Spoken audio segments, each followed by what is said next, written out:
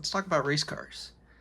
So I just wanted to make a few quick videos showing off some of the cars that I plan on using at some of the vintage races coming up towards the end of 2025 and going into 2026. And this is my Tamiya Madcap. This will be the first car that I cover.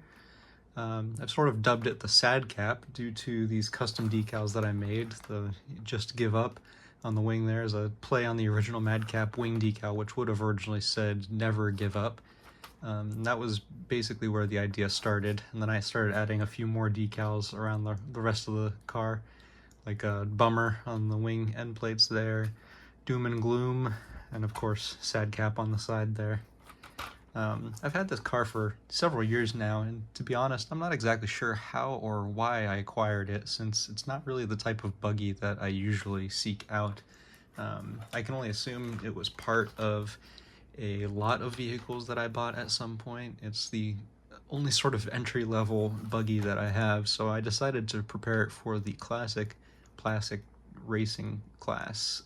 So if you're not familiar with the vintage racing rules that Vonats uses and most of the other vintage races in the US, the classic class is for entry-level buggies that have a plastic chassis. So it's got this plastic tub chassis on the bottom there. And they were never really meant for racing, so they were more, this type of vehicles was more meant for having fun in the backyard, and because they don't have a lot of the same adjustability or chassis rigidity as an actual racing kit. This class uses handout Tamiya silver can motors, so everyone is pretty much equal when it comes to power. Other than that, electronics are open and tires are open. There are some chassis modifications allowed, but for the most part, I think the intent is really just to keep the cars more or less true to what they originally were. So no flat plate carbon fiber chassis or anything like that allowed, for example.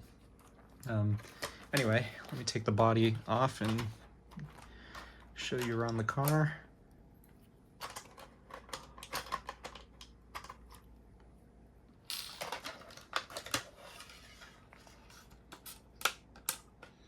Like I mentioned, this is a Madcap, which is sort of a very entry-level version of the Astute.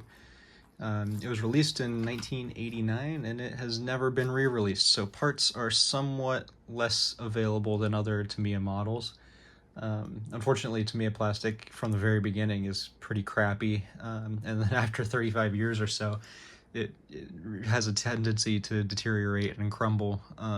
Luckily, some of the Tamiya Astute parts can be made to fit, and most of the suspension parts are available in re-release plastic form, or also aftermarket aluminum. I tried to use as many original parts as I could, but some parts were broken or missing, and I replaced them with aluminum parts. At the front here, I'm using aluminum steering bell cranks. Those are made by a company called Extra Speed, I believe, spelled XTRA. And towards the back, I'm also using aluminum rear uprights and aluminum arm pivots in the back. And I think those are all made by Extra Speed.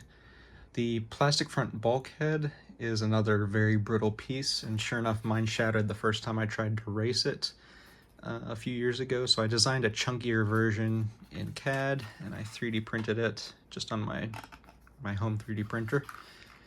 There's an aluminum aftermarket version of this bulkhead available for the Astute, but I decided that wasn't really in the scope of this build. Let's see, I designed these carbon fiber shock towers, and they're more or less the same geometry as stock. They just replaced the stock plastic ones. And these cheap oil-filled shocks, they're branded option number 1. I think they're probably just from Amazon, and they're most likely intended for the Tamiya DT02 buggy, but they fit the Madcap all right. There's a little bit more droop in the back than I would want, but I'll put some internal spacers in there to limit it a little bit. I think they'll work all right. I designed these front arms, and I had them MJF printed. They're based on the original arms, but a little bit chunkier, so hopefully they hold up well on the track. The original arms, it was kind of funny, they had developed a permanent like gull wing bend in them just from sitting on a shelf for the past couple decades. I'm using RC10 front caster blocks and steering spindles, just because I have a lot of extra associated parts. That also allows me to use just regular RC10 bearing front wheels, and I have a lot of those with lots of different tires that should work well on the surfaces that I race on.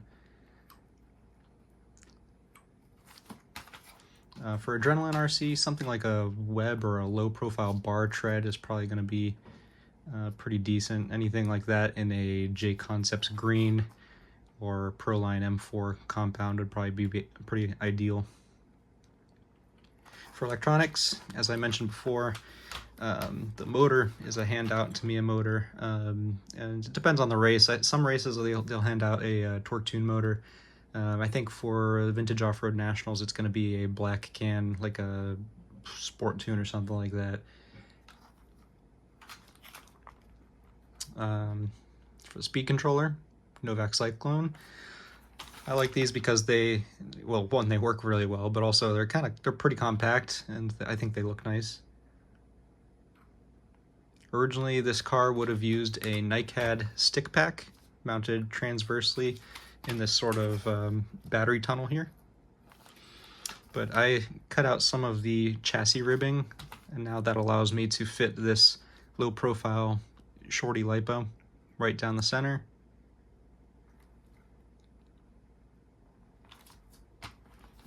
And it fits actually really nicely underneath the stock plastic top brace piece there, that shelf.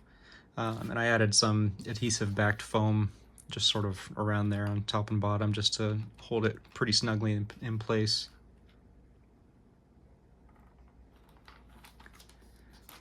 Let's see what else is here.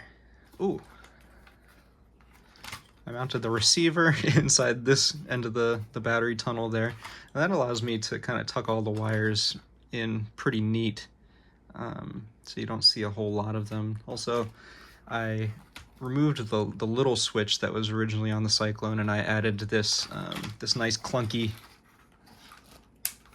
on-off switch here, which is more similar to what would have been on a Madcap at the time. I just think it's kind of fun. Big clunky switch. I'm using a Futaba BLS 451 brushless servo, which is really kind of overkill for this car, but it's a nice full-size servo, and it doesn't look out of place in a vintage car, unlike a lot of the modern aluminum case servos. I think it looks a little bit more period correct. I mean, aesthetically, I wanted this to still kind of look very entry-level, like something you would still take outside and run around the yard. That's why I have this big wide bumper still on it, and I tried to keep as many plastic parts as possible, or at least if it is aluminum, most of the parts are black anodized aluminum, so they blend in. This injection molded wing is from a Kyosho Javelin, I think. And I think it looks really good with the Madcap body. It's attached to the stock Madcap wing mount using a little, I don't know if you can see that, little 3D printed bracket there that I designed. It's a pretty flexible mount. I'm hoping it holds up over the course of a race weekend, but I guess we'll see. Put the body back on.